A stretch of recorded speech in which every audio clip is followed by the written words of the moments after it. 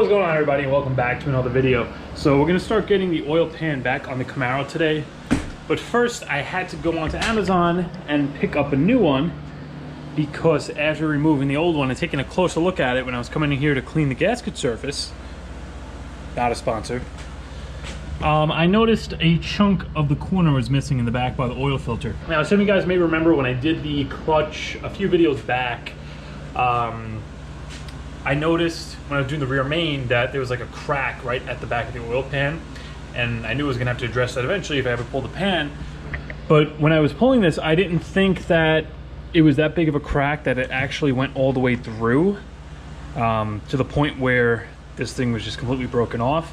But I did find the piece, and instead of trying to like JB weld this on or find somebody to TIG it, I figured it's just gonna be easier to get a replacement pan. Just for the sake of time, I went onto Amazon and I got this one. This is the part number right here, Spectra. They make like radiators and crap like that for AutoZone, I believe. But I'm actually pretty surprised with the quality of this pan. It actually looks a lot nicer than the OEM pan that I pulled off. I mean, it's kind of a garbage can right now, but just like taking a quick look at the casting, look in the bottom of the pan here, the casting on this is very rough. There's a lot of like bumps and stuff on it. Initially I thought this was all like chunks of oil or something in here, but all these little bumps, that's just like imperfections in the casting.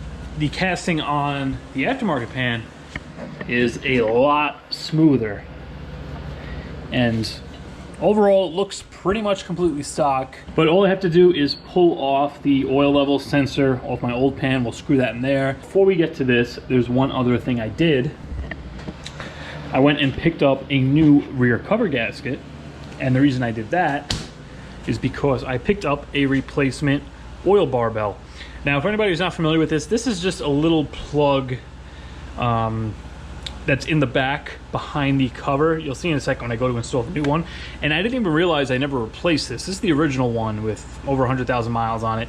And essentially, if this O-ring starts leaking, or if you see a drop in oil pressure, or sometimes you'll get no oil pressure at all, this can be the culprit. I know if it's removed or if it's not sealing right, oil is gonna get past the filter and go straight to the bearings without being filtered, and you're not gonna get good oil pressure if this is leaking. As for why it's in there, I don't know. I was thinking maybe it's just a plug after they cut the oil gallery. They need to stick something in there. I could be wrong. If anybody knows what the purpose of this actually is, please leave a comment below. But I went on to, once again, Amazon, just because it's the fastest and easiest way. And I got this nice billet aluminum piece from Michigan Motorsports. And this fits a little bit tighter, creates a better seal. Plus it's all shiny and billet, and it's a little bit stronger, which is nice. Plus the other thing is the actual stem on here is a tiny bit thinner than this one. You can see this is visually somewhat thicker than this, and supposedly that's going to allow oil to flow more freely around it. So with the cover removed, the little barbell oil plug thing sits right in this hole, and you can't access this unless you have the cover removed. And I'm just going to oil this thing up. And you have to put it in with the O-ring facing out. So this oiled up. Let's just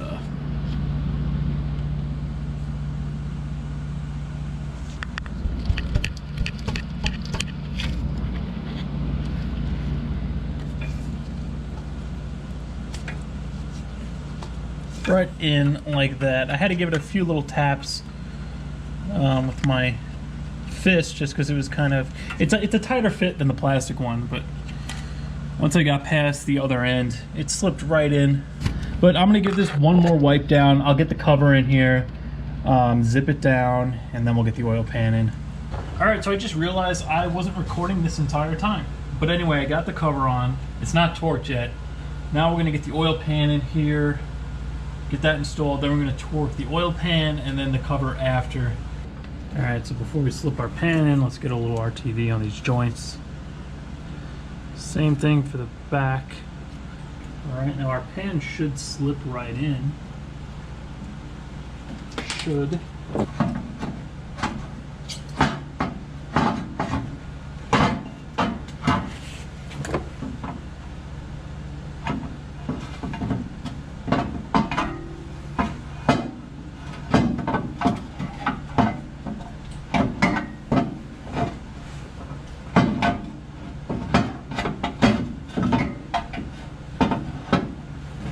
get some through the back first here.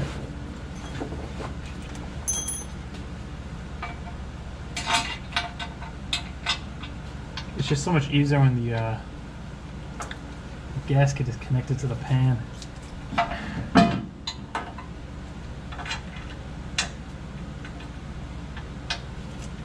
the good thing is they have these handy little kind of grommets going through where the bolts pass through. So at least it kind of sticks, like when you put the bolt through. Alright, so we're supported in all four corners. I'm just going to zip the rest of them in with the electric ratchet.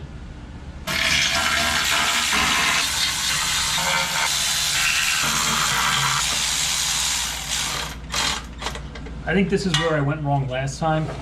When I put this thing together, I tightened the pan after I tightened the back cover. So there was kind of a space on this side. And when I tightened the thing down, obviously there was a gap, so the pan kind of bent up and then it cracked.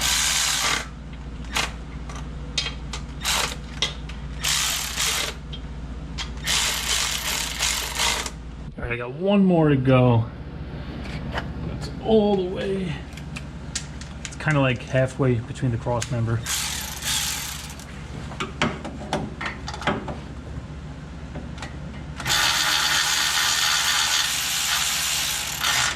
Perfect.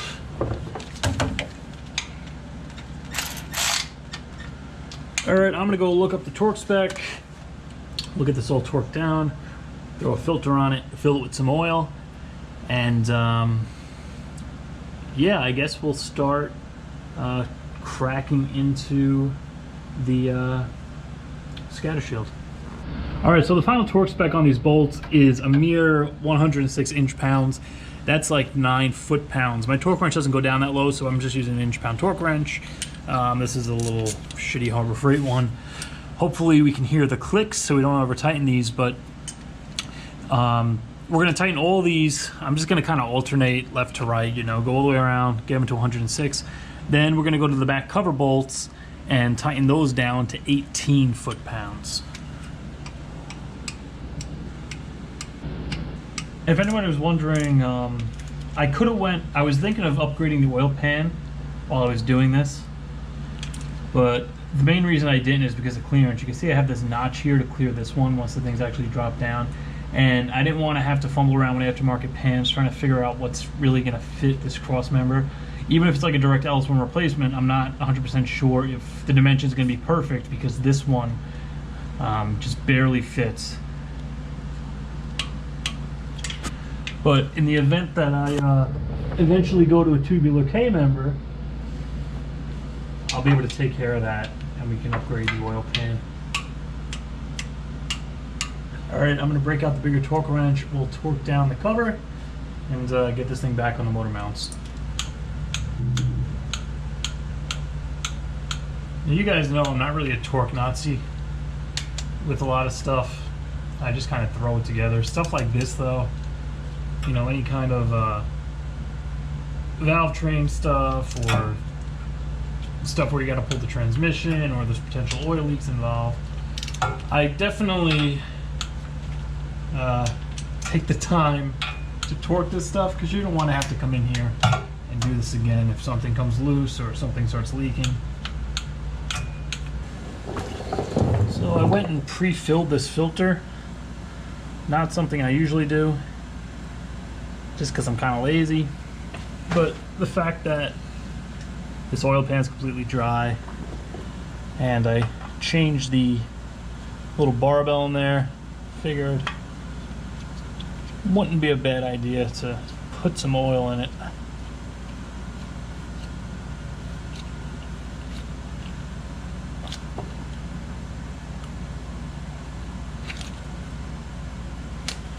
Alright, so we're ready to drop this thing down.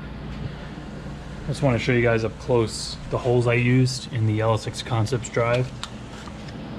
There are plenty of holes going right through the brackets where I was able to fish a chain through there, as well as in the back. There's like a hole where I have the PCV hose running through.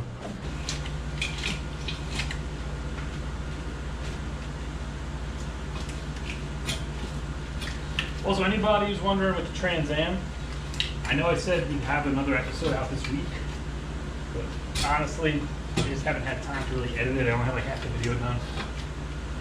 But I'm hoping, and I think that will be out sometime next week. So it's coming. I'm halfway through with it. There's just a lot of kind of stuff that went wrong with the compressor and the hoses and stuff. So I'm going really into detail on how to do this. It's not just going to be, you know, like the Camaro and Tahoe videos where I kind of zip through it. Okay, this one does not want to come out. Things like tangled up. I'm gonna get the jack, put it under the oil pan, get the weight off of it, and then I'll zip this thing off. I mean, it probably would have helped to lube this up, but yeah, we're out.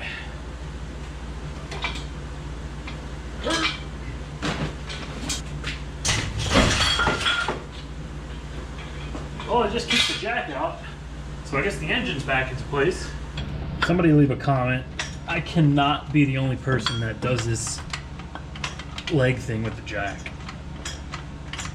Am I?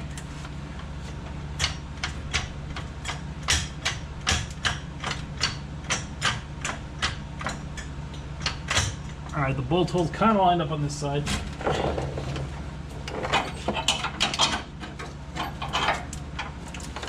Alright, that's most of the way in. That's also most of the way in.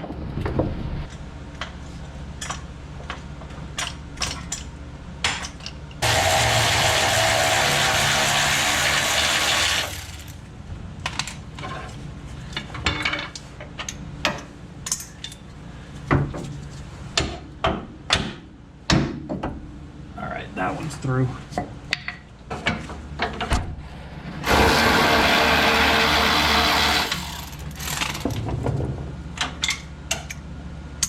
That one's through.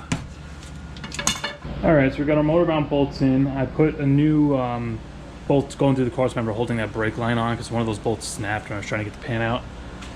But I'm just going to go and put oil in this thing before I forget. Only thing is I'm missing a quart. I think this takes like 5.5.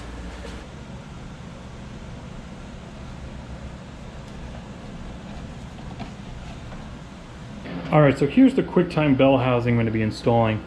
Whole purpose of this, for anybody who doesn't know, it's just a very, very thick SFI approved bell housing. So if there's ever an issue with the clutch or an explosion where the discs come apart, this is going to contain it because it's very, very thick steel opposed to the aluminum one, which is thin and the thing's just going to shatter into a million pieces. But the problem I had last time when I had the trans out and I was doing this on the lift, the headers are too close together to actually clear the entire bell housing. So my plan right now, or at least for the next video, is to notch some of this out because I was looking at LS1 Tech and a lot of the 4th gen guys have the exact same problem and they just kind of take a chunk out of the flange. Not so much the bell housing itself, just the flange where it hits the headers. So my plan is pretty simple. I'm going to take a piece of cardboard and I'm going to make a template of this, basically this exact piece just in cardboard, and then we're going to go into the car with it, kind of get it fit where it's kind of, you know, crammed between the headers, and then I'm just going to take little pieces out of the cardboard until I can actually get it to fit in there perfect, and then I'm going to take that template and lay it over the bell housing to make sure that there's enough material here to be cut away and we're not actually going to run into the problem where the header is going to be hitting the, you know, the round part, the actual bell part of the bell housing itself. The actual distance between the headers, you can see how they kind of turn in with the shape of the actual transmission tunnel. That's the problem I'm having because the bell housing just hitting here and it's hitting here. You can see there's quite an issue here. I might actually have to cut around the starter here too. I'm not sure. I mean, it looks like if this is perfectly centered, if this sits right up against the starter or is at least centered with this gap, it should clear the header without a problem. It's just this side that was causing the issue. So the good thing is, by using the cardboard template, not only it's going to allow me to get a perfectly accurate shape that I need to clear this, it's also going to, you know, make sure I don't screw up the bell housing. Whereas if this doesn't work, and no matter how much I notch it, it's not going to fit, at least I didn't go and, you know, cut into the bell housing. I'll know beforehand with the cardboard template if it's even going to be possible to clear these speed engineering headers.